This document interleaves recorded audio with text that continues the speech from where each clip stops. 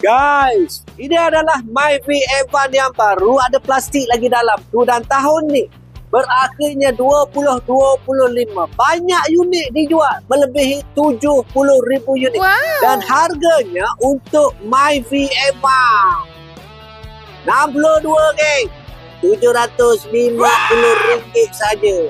Kau perhati dia betul-betul, ikut mata aku kita orang tu. Yang ni bawah lagi daripada Myvi Evan, murah lagi. Bismillahirrahmanirrahim. Weh, lawa kita ni weh, Nissan Almera.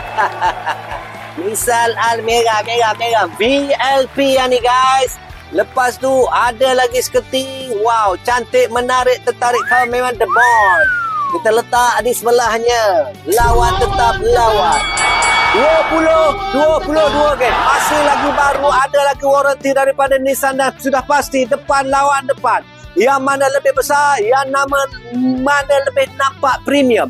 Mutu, gaya dan keunggulan. Hari ini harga yang baru RM95,000 kau tak mampu beli. Setelah menjadi janda, maka dia boleh lawan harga Myvi yang kau mampu beli. Ya Tuhan, berikan aku janda. Berapakah 2022? Nissan Almera 1.0 turbo.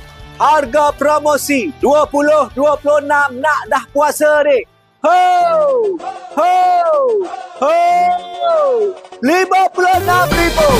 900. Piu. Geng, 56,900. 62. Relax. Kejap. Lupakan dia. Berapakah bulanannya? Aku bersama dengan Azhar. Macam mana Azhar?